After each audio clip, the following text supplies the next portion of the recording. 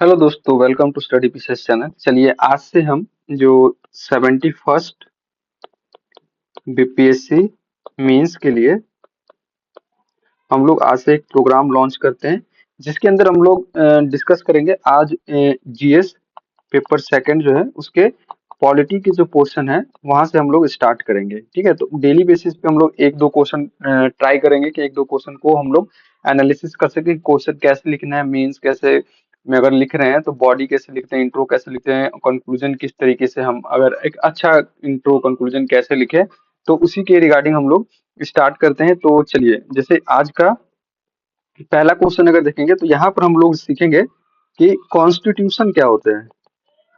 What is constitution and constitutionalism.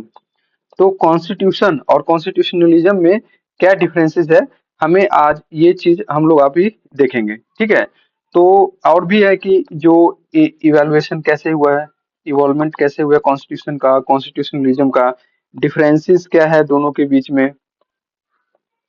ठीक है, differences क्या है, उसके बाद जो इसका जो इवोल्यूशन कैसे हो, ये हो गया डिफरेंसेस क्या है, और कॉन्टेम्पररी चैलेंजेस क्या क्या है, कंटेम्पररी चैलेंजेस जो फेस कर रहे हैं कॉन्स्टिट्यूशन और कॉन्स्टिट्यूशनलिज्म, तो इन सारी चीजों को हम लोग डिफाइन करेंगे। ठीक है, तो देखिए, अगर अब मुझे ये डिपेंड करता है कि आपका क्वेश्चन कैसे पूछा है, इसमें बहुत सारे क्वेश्चन बन सकते हैं, शॉर्ट में बन सकते हैं, लॉन्ग आंसर भी बन सकते हैं। तो चलिए देखते हैं कैसे हम इन चीजों को डील करेंगे। तो जैसे अगर हमें कॉन्स्टिट्यूशन, अगर हम वर्ड देखें कॉन्स्टिट्यूशन यानी कि संविधान, संविधान अगर हम इसको डिफाइन करने की अगर बात करें तो हम लोग इसको डिफाइन कैसे करेंगे। सबसे बड़ा दिक्कत आ जाता है हम लोग को कि इंट्रो में अगर लिखना हो तो हम इंट्रो में इसको डिफाइन कैसे करें। तो चलिए देखते हैं, तो इंट्रो में क्या क्या करेंगे हम लोग। जैसे इंट्रो अगर सिंपल शॉर्ट, एक लॉन्ग इंट्रो भी करके लिख के दिखाएंगे, और जो शॉर्ट आंसर होगा वो दोनों चीजों को कंप्लेन करेंगे। देखिए अभी जैसे अगर क्वेश्चन आएगी कॉन्स्टिट्यूशन और कॉन्स्टिट्यूशनलिज्म के बीच में क्या डिफरेंसेस है या क्या सिमिलैरिटी है, तो उसके बेसिस पर अगर क्वेश्चन आता है तो हमें उस क्वेश्चन को कैसे डील करना है। तो देखिए सिंपल हम डेफिनेशन कैसे लिखेंगे। देखिए, the constitution, the constitution define government structure and principles. क्या, government structure and principle, while constitutionalism, constitutionalism limit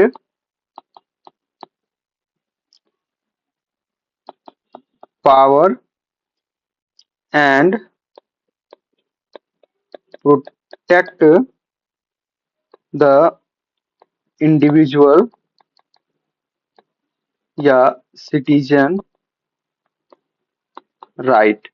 ठीक है, तो ये आ गया। यहाँ पर एक लाइन में मैंने क्या किया है कि कॉन्स्टिट्यूशन को डिफाइन कर दिया है कि ये एक तरह का क्या है, ये हमारा गवर्नमेंट स्ट्रक्चर है।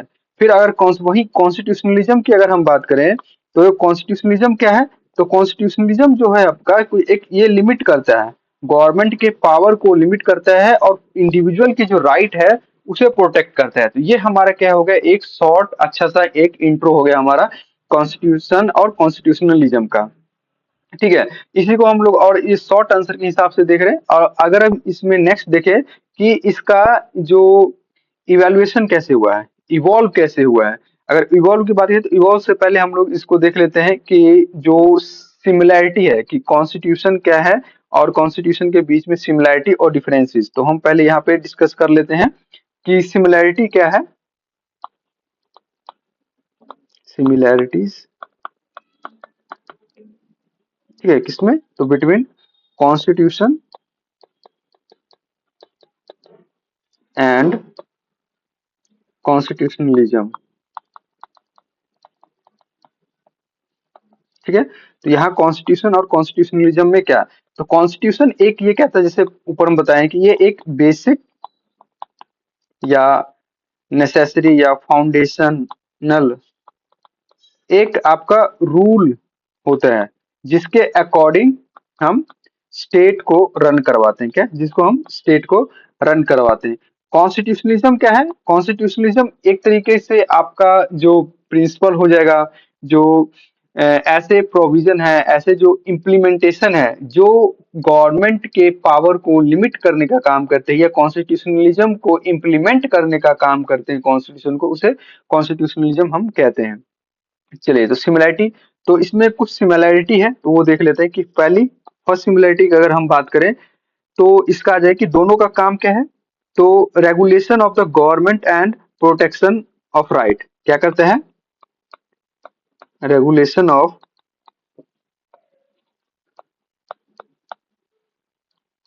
Government and protection of right. Protection of right, ये क्या होगा? तो ये रेगुलेट करने का काम करते हैं और प्रोटेक्ट, ये दोनों कॉन्स्टिट्यूशन और कॉन्स्टिट्यूशन। हम यहाँ पे सिमिलैरिटी की बात कर रहे हैं तो दोनों कहते हैं, दोनों का मेन काम क्या होता है? अब इसी को हम लोग अगर डिफाइन करके लिख सकते हैं कि वो जो कॉन्स्टिट्यूशन एंड इनका जो दोनों का जो है, बोथ एम क्या है? दोनों का एम क्या है? दोनों का एम है कि हमें एक एस्टेब्लिश करना है, एक फ्रेमवर्क एस्टेब्लिश करना है जो कि गवर्नमेंट के पावर को एक्सरसाइज करेगा और प्रोटेक्ट करेगा इंडिविजुअल की राइट, इंडिविजुअल के या सिटीजन की राइट इसको करेगा। They serve as a foundation for maintaining order, ensuring accountability with state.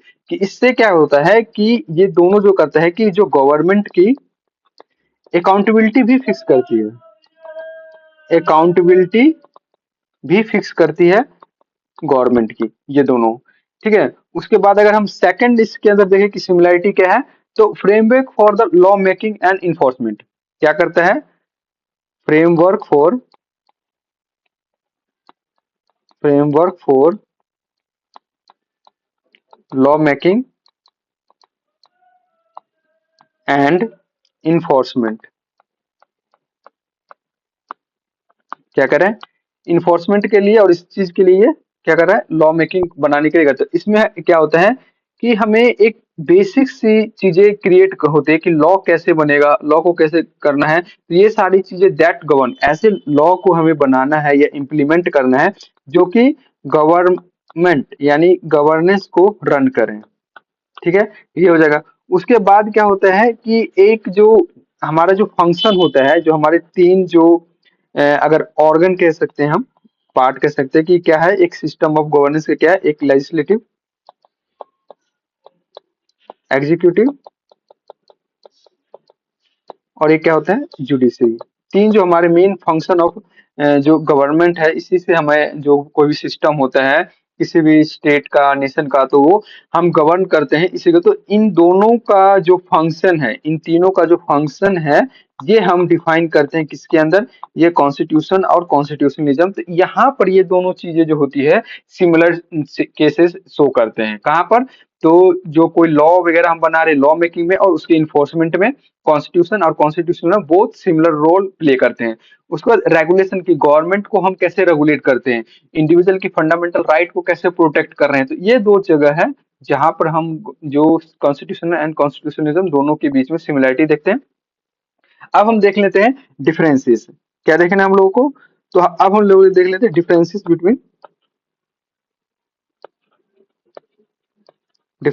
Between constitution and constitutionalism. देखिए, डिफरेंसेस का अगर क्वेश्चन रहे तो सबसे बेस्ट वे रहता है कि आप बना लीजिए क्या क्या, यहाँ पे देख लीजिए constitution,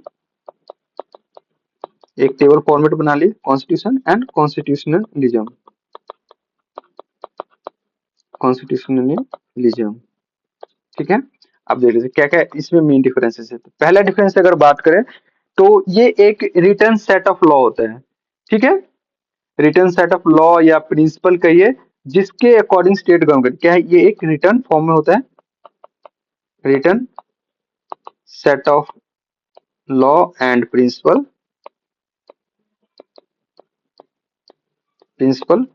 according to which run the state.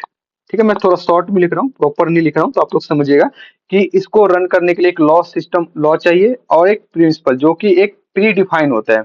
वहीं अगर हम इसकी बात करें कॉन्स्टिट्यूशनलिज्म की, तो कॉन्स्टिट्यूशनलिज्म क्या होता है, ये एक बिलीफ है। ठीक है, क्या होता है, ये एक बिलीफ होता है, बिलीफ ऑफ जो कॉन्स्टिट्यूशनल जो प्रिंसिपल होते हैं या लॉ है, उसका एक प्रिंसिपल्स का ये एक बिलीफ है। ठीक है, तो ये डिफरेंसेस हो गए। सेकंड डिफरेंसेस देखते हैं, ये रिटर्न और अनरिटर्न दोनों हो सकते हैं। जैसे फॉर एग्जांपल इंडिया का कॉन्स्टिट्यूशन की अगर हम बात करें तो ये रिटर्न है, वहीं पर अगर हम यूके की कॉन्स्टिट्यूशन की बात करें तो ये अनरिटर्न कॉन्स्टिट्यूशन है। ठीक है, बट यहाँ अगर हम देखें कॉन्स्टिट्यूशनलिज्म की अगर बात करें तो ये क्या होता है, ये किसी जो डिराइव होता है, ये कॉन्स्टिट्यूशनलिज्म पहले से नहीं होता है, ये या तो डिराइव हुआ किससे, तो ये कॉन्स्टिट्यूशन से डिराइव होता है। किससे, कॉन्स्टिट्यूशन से डिराइव होता है, यानी उस पे बेस होता है, या कोई जो हमारा ट्रेडिशन बेस होता है, ट्रेडिशन कस्टम इन सब चीज के ऊपर बेस होता है, ये हमारा हो जाएगा, ये या किसी एक्ट के थ्रू बनाया गया, तो ये कॉन्स्टिट्यूशनलिज्म होता है। ठीक है, थर्ड डिफरेंसेस देखते हैं। ये डिफाइन इसमें क्या होता है कि आपका जो प्रोसीजर होता है, प्रोसेस, स्ट्रक्चर और अथॉरिटी जो होती है,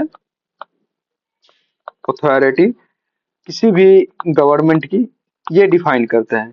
वहीं पर अगर इसमें अगर हम इसमें बात करें तो इसमें होता है कि आपका जो प्रिंसिपल होता है, कि जो इसमें क्या होगा, ये प्रोसीजर एस्टेब्लिश हो और ये इसे इम्प्लीमेंट, इम्प्लीमेंटेशन का जो काम होता है कि जो भी प्रिंसिपल है आपके, उस चीज को ये इम्प्लीमेंट करने का जो काम करता है, तो ये क्या होता है, ये कॉन्स्टिट्यूशनलिज्म का वर्क होता है। जैसे कि फंडामेंटल राइट हमें क्या है, फंडामेंटल राइट हमें दिया गया कि आपको फंडामेंटल राइट कॉन्स्टिट्यूशन में दिया गया, बट उसे प्रोटेक्शन कैसे किया था कि हम डायरेक्ट सुप्रीम कोर्ट में जा सकते हैं या हाई कोर्ट में जा सकते हैं।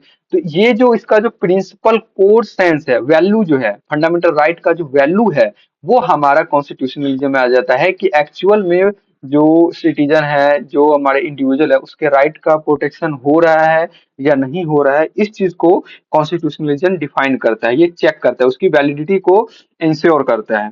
ठीक है, लास्ट ऑप्शन देख लेते हैं हम लोग, फोर्थ क्या है, ये जो एक रूल सेट करता है सिटीजन एंड गवर्नमेंट के लिए, क्या ये एक रूल सेट करता है, किसके लिए, बोथ सिटीजन एंड स्टेट, दोनों के लिए एक रूल सेट करता है। और इसका जो कॉन्स्टिट्यूशनलिज्म का जो रोल होता है कि इस रूल को, जो भी रोल बना है, जो रूल्स बने हैं, रोल है, जो भी रोल हुआ है, इसको अपहोल्ड करने का काम जो करता है, ये कॉन्स्टिट्यूशनलिज्म करता है। ठीक है, आप इसको इसी का अगर ऐसे देखें तो ये एब्स्ट्रैक्ट होता है, ये नॉन एब्स्ट्रैक्ट होता है, यानी मूर्त और अमूर्त होता है, यानी नॉन एब्स्ट्रैक्ट होता है, ये एब्स्ट्रैक्ट होता है। ठीक है, तो ये सारी चीजें जो आपके डिफरेंसेस के अंदर आ जाएंगे। ठीक है, अब हम लोग देखते हैं इसमें कि जो इसका जो इवैल्यूएशन कैसे हुआ था। अगर हम बात करें कि जो इसका जो डेवलपमेंट कैसे हुआ था, हिस्टोरिक इवोल्यूशन कैसे हुआ था कॉन्स्टिट्यूशनलिज्म का, तो अब हम लोग चेक करते हैं इवैल्यूएशन, इवैल्यूएशन कैसे हुआ था कॉन्स्टिट्यूशनलिज्म का।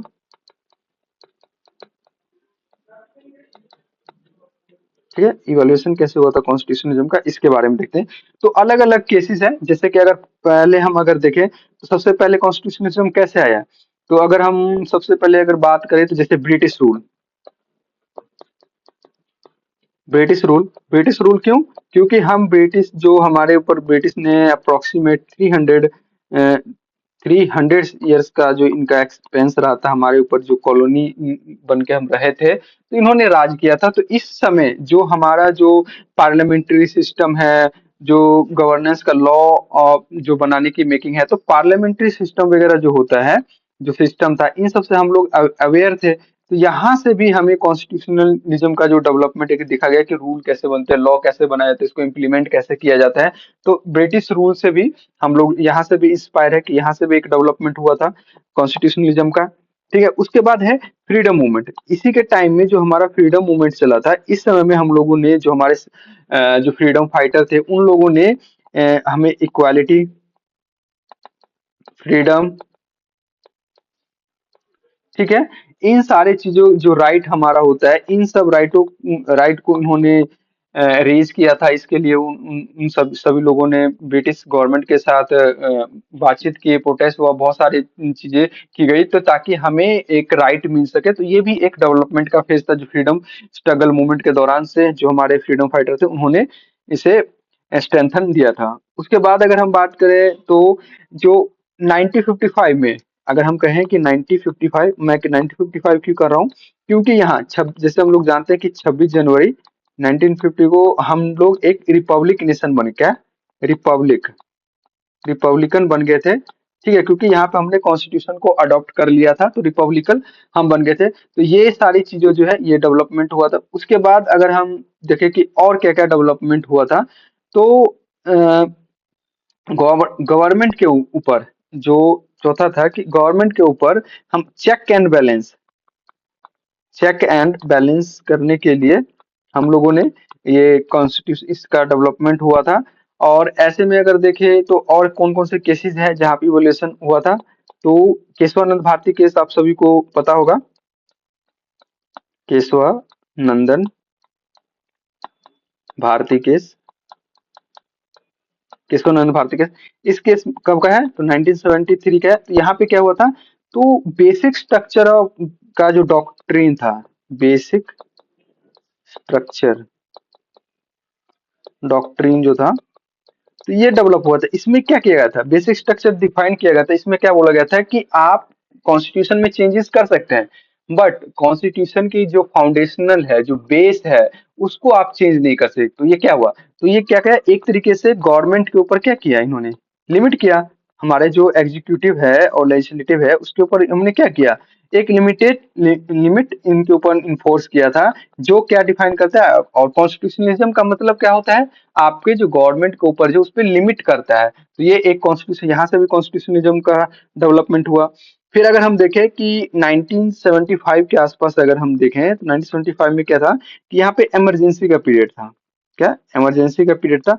उस समय भी यहाँ पे बहुत सारे डेवलपमेंट हुए थे।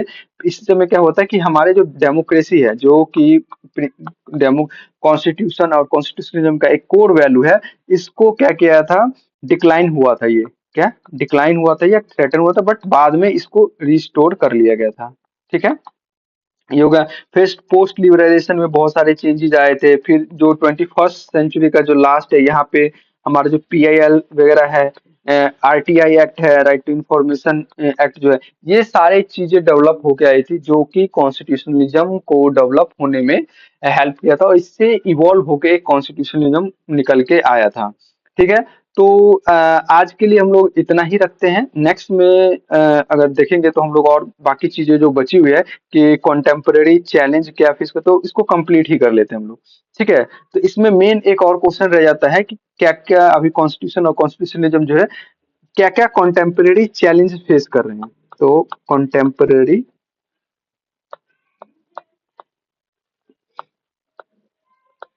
चैलेंजेस, तो हम क्या क्या कॉन्टेम्पररी चैलेंज अभी फेस कर रहे हैं, तो इस चीज को देखते हैं। तो पहला देखते हैं, judicial independence versus executive influence. क्या जुडिशियल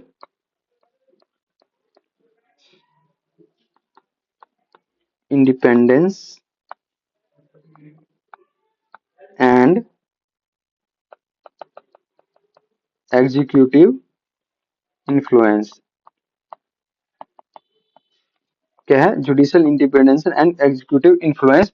तो ये कैसे जो हमारे कॉन्स्टिट्यूशन है और कॉन्स्टिट्यूशन को लिमिट कर रहा है।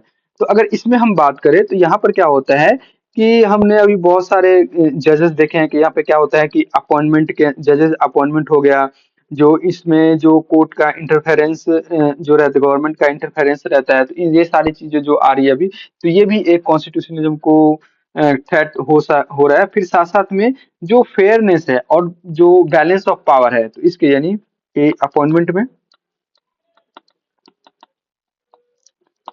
में किसका? तो एग्जीक्यूटिव का रोल जो है ये है, ये चैलेंजेस फेस करे कि बहुत बार जानते हैं, बट अभी ये क्या है, यहाँ पे क्या है, कॉलेजियम सिस्टम है, जिस जो कि जो ओवरऑल एक तरीके से कहे तो ये पूरा का पूरा जुडिशरी की यहाँ पे मोनोपोली है। ठीक है, जुडिशरी की मोनोपोली है, बट गवर्नमेंट ने, आपने देखा होगा, NG NJAC national judicial appointment committee का लाया गया था 2014 में, जिसे अनकॉन्स्टिट्यूशनल करार दे दिया गया था। ठीक है, 99th कॉन्स्टिट्यूशनल अमेंडमेंट के थ्रू इसको अनकॉन्स्टिट्यूशनल कहा गया था। तो ये चीज देखिएगा। और इसमें क्या होता है कि जो आपका बैलेंस ऑफ पावर है, जो फेयरनेस के अपॉइंटमेंट में, तो ये थोड़ा सा इशू फेस कर रहे हैं कॉन्स्टिट्यूशनलिज्म। फिर है कि फेडरलिज्म। फेडरलिज्म का जो इशू है, फेडरलिज्म का मतलब होता है कि आपका जो स्टेट और यूनियन के बीच में एक सिंक्रोनाइजेशन होना चाहिए। क्या? सिंक्रोनाइजेशन होना चाहिए किसका? तो पावर का। ठीक है, कि कुछ पावर अपना जो स्टेट कर रहा है वो अपना करे, कुछ स्टेट के, यहाँ पर फेडरलिज्म का मतलब है कि आपको स्टेट को भी कंसीडर करना है। आप यूनिटरी वे में कोई भी चीज इंप्लीमेंट नहीं कर सकते हैं, कुछ भी चीजें, तो स्टेट को कंसीडर करके आपको चलना पड़ेगा। तो मतलब स्टेट को भी थोड़ी सी राइट देनी पड़ेगी। ये हमारा हो जाएगा फेडरलिज्म। ठीक है, तो फेडरलिज्म में अभी क्या फेस कर रहा है, तो मेन हो जाता है कि जो सेंटर और स्टेट के बीच में यहाँ जो होता है, सेंटर एंड स्टेट, सेंटर और स्टेट के बीच में जो रिसोर्सेस का डिस्ट्रीब्यूशन होता है, उसको लेके थोड़ा सा टसल रहता है इनके बीच में। वहीं पे अगर आर्टिकल 280 जो देखेगा, तो इसमें फाइनेंस कमीशन की बात आती है। तो यहाँ भी सेंटर का रहता है कि एलोकेशन को लेके चेंज रहता है। जैसे साधन स्टेट कहता है कि हमें जो जो भी पॉपुलेशन वगैरह ये सब चीज कंट्रोल किया है, जो भी फाइनेंस कमीशन का जो रिकमेंडेशन पॉइंटेज है कि आपको पॉपुलेशन कंट्रोल करना है, आपको रेवेन्यू कलेक्शन को बढ़ाना है, employment generation, resource, green cover, तो ये सारी चीजें में सदर्न स्टेट जो है वो अच्छा परफॉर्म कर रहे हैं, बट उनका पॉपुलेशन डिक्लाइन हो रहा है। वही नदर्न स्टेट की अगर हम बात करें, जैसे हमारा ये इंडिया ले गए, अगर वही हम नदर्न स्टेट की बात करते हैं, तो यहाँ पर तो पॉपुलेशन बढ़ रहा है, बट इधर अगर सदर्न स्टेट की बात करें तो यहाँ पॉपुलेशन जो है डिक्लाइन फेज पे है। बट इनका कहना है कि मैं हमारा परफॉर्मेंस तो अच्छा हो रहा है, बट हमें पेनलाइज किया जा रहा है, हमें पेनल्टी दिया जा रहा है, इसे दंड की, कि हम अगर अच्छा काम कर रहे हैं उसके लिए। तो ये एक डिफरेंस का कारण रहता है कि फेडरलिज्म में भी ये भी कॉन्स्टिट्यूशनलिज्म को जो है थोड़ा सा अभी के देश में एक थोड़ा सा चैलेंज क्रिएट कर सकता है, ये कर रहा है। फिर है इलेक्टोरल रिफॉर्म। क्या? Electoral reforms. इलेक्टोरल रिफॉर्म्स में क्या होता है कि अभी जैसे देखिए, जो इलेक्शन का होता है, आर्टिकल 324 की अगर हम बात करें, according to the election commission of India has the authority to conduct the election of Lok Sabha. ठीक है, Lok Sabha, Rajya Sabha, vice president, president. अभी हाल ही में वाइस प्रेसिडेंट का भी इलेक्शन हुआ है, तो आप लोग कमेंट सेक्शन में बताइए कि अभी हमारे जो प्रेजेंट वाइस प्रेसिडेंट कौन है। ठीक है, तो ये सारी चीजें जो इलेक्शन होता है, ये करवाया किसके द्वारा करवाया जाता है? आपके एक सिंगल जो हमारा इलेक्शन कमीशन ऑफ इंडिया है, ये करवाया जाता है। ठीक है, तो यहाँ पे ये थोड़ा आ जाता है कि जो कॉन्स्टिट्यूशन की जो बात की गई, फेडरलिज्म की जो बात की गई, तो वहां पर ये आता है कि एक यूनियन, एक ही सरकार, एक ही इंस्टीट्यूशन जो है, स्टेट, आपका सेंटर, दोनों का इलेक्शन यही कंडक्ट करवाता है। तो ये यहाँ पे थोड़ा सा, और उसके साथ साथ यहाँ पे कुछ गवर्नमेंट का इन्फ्लुएंस भी आया, कंसीडर माना जाता है कि गवर्नमेंट का इन्फ्लुएंस यहाँ पे ज्यादा रहता है, जो भी रूलिंग गवर्नमेंट रहता है। तो ये थोड़ा सा फ्री एंड फेयर इलेक्शन के ऊपर थोड़ा सा डाउट आते हैं, तो जो कि कॉन्स्टिट्यूशनलिज्म को इम्पैक्ट करता है। ठीक है, उसके बाद आ जाते हैं सिविल लिबर्टी। सिविल लिबर्टी में अगर हम कहें, सिविल लिबर्टी एंड सर्विलेंस, अगर चौथा अगर हम बात करें, civil liberty, civil liberty and आपका सर्विलेंस।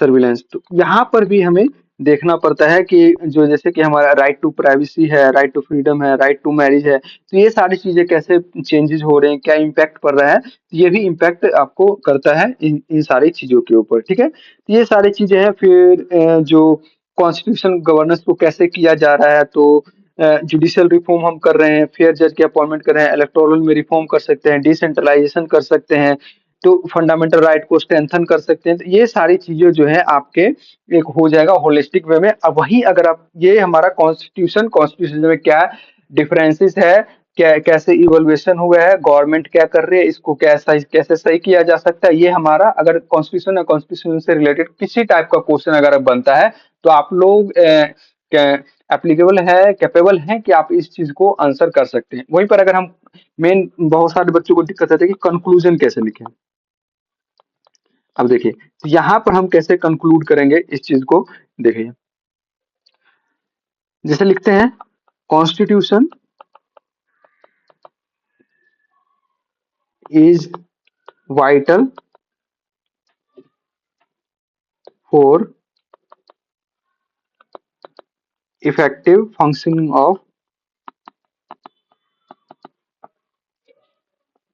democracy, ensuring, थोड़ा राइटिंग का इशू है, थोड़ा आप लोग इसको देखेगा, ensuring that constitution serve as a more than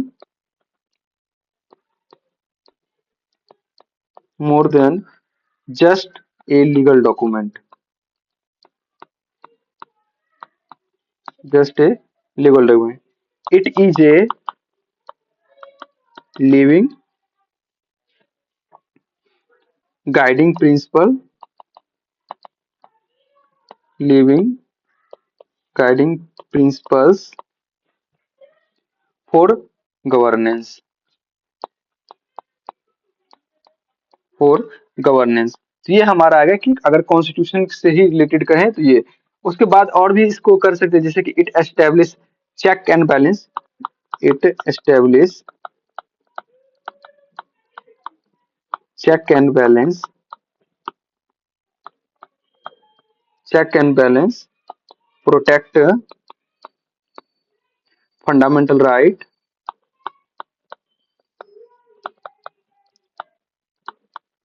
fundamental right and maintain the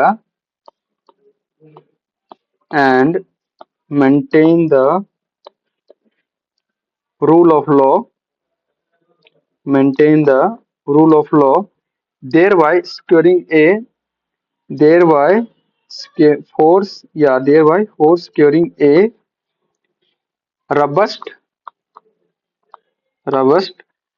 democratic framework, क्या robust democratic framework। ठीक है, ये हो गया, ये आपका एक कंक्लूजन हो गया। अब इसमें क्या करना है हमें एग्जाम के टाइम में कि हमें जो इंपॉर्टेंट कीवर्ड है उसे हमें हाईलाइट करना, जैसे कि वाइटल इसको हाईलाइट कर दे, जो इफेक्टिव फंक्शनिंग इसको हाईलाइट कर दीजिए, उसके बाद more than the just a legal document इसको हाईलाइट कीजिए, ए लिविंग डॉक्यूमेंट ये हो गया। उसके बाद यहाँ पे आप कर दीजिए कि रबस्ट डेमोक्रेटिक फ्रेमवर्क, ये आपका एक कंक्लूजन हो गया।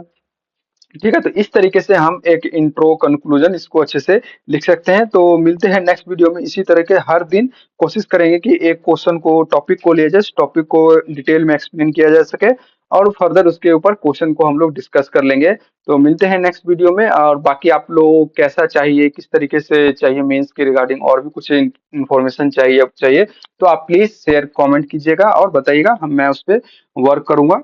और मेरा जो भी सजेशन है, मेरे पास जितनी भी नॉलेज है, मैं उसको अच्छे से आप लोगों के साथ शेयर करने का कोशिश करूंगा ताकि आप लोग मैक्सिमम से मैक्सिमम आप अंक जो है अपने 71st के मेंस के अंदर गेन कर सके। और अभी से लग जाए, रिजल्ट का वेट नहीं कीजिए। अगर आपका स्कोर 80 to 85 आ रहा है पीटी के अंदर तो आप मेंस की प्रिपरेशन के लिए लग जाइए। जय हिंद, मिलते हैं नेक्स्ट वीडियो में।